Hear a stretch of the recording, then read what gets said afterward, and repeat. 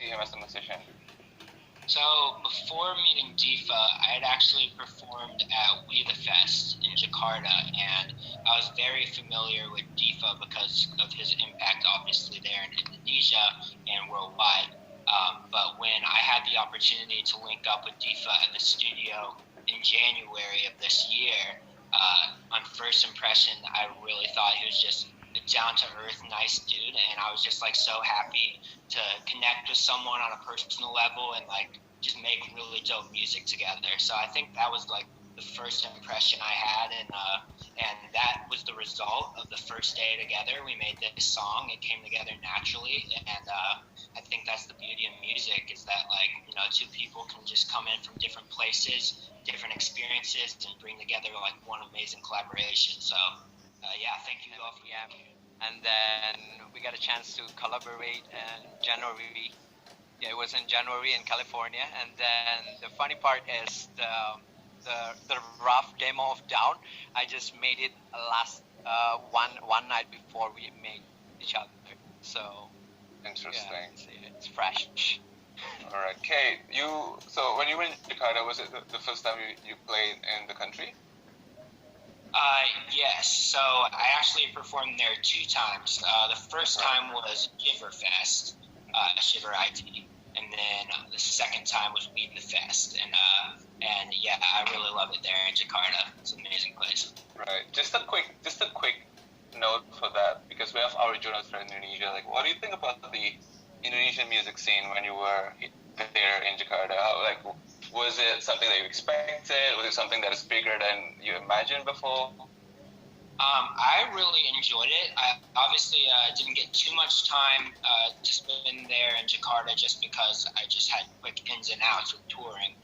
That being said, when I was there, I was so happy to see how the crowds would respond to the music. And coming from here in Los Angeles, it was really amazing to perform on those stages and see everyone singing along to my lyrics, and like just to realize that we can be on total different sides of the world and we can still be touched by the same music and brought together by the same language. And I think that is what's cooler than anything else. Of course.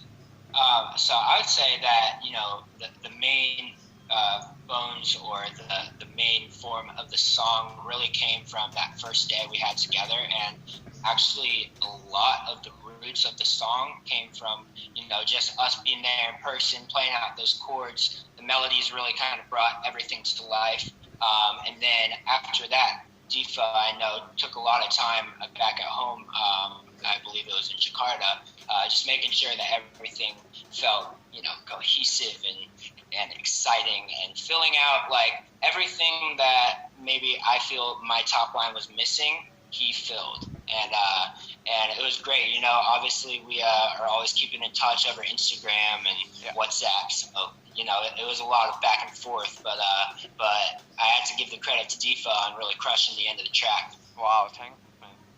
Appreciate it. Anything to build Dipha from the production element? I agree with Cade, and then we working online.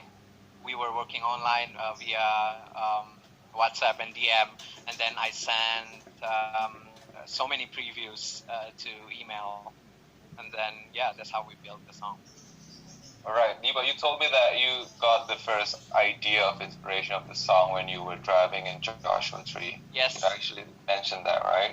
Yeah. I think 2 points. Like I want you to tell more about that, and I'm going to jump straight to the traditional elements from the song that you put from the Indonesian instruments. Yeah. So probably we can start from the Joshua Tree piece. Yeah. Please. So me and my wife, we went to Joshua Tree via Pacific Way High.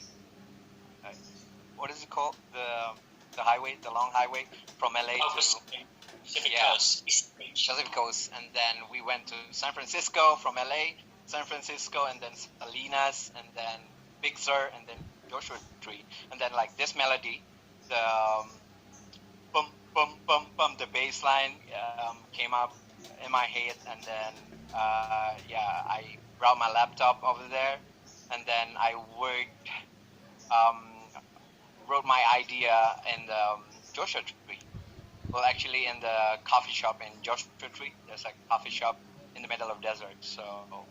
Splendid.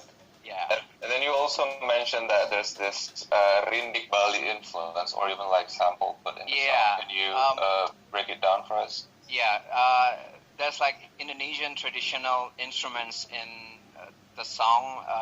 I recorded, I sampled it for the I think back in 2016, 2015, sorry, and then I used it again.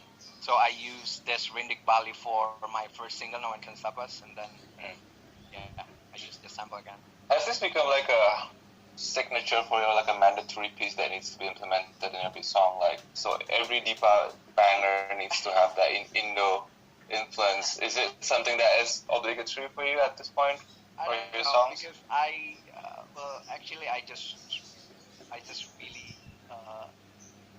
just really like it, the sound. So yeah. Okay, was it something new for you, that this kind of sound, this kind of approach to Indonesian traditional stuff?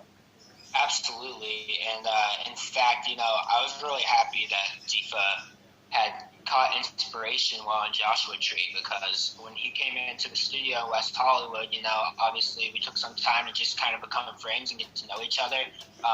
Like I said, we've been talking on Instagram prior, but yeah, the fact that he brought in such cool and unique, interesting vibes, to the session was really important, because right away it inspired vocal top line ideas for myself, at least, and melodies and lyrics and all of it. So it was really great to have a starting point, as opposed to us both just kind of sitting down and completely starting from scratch.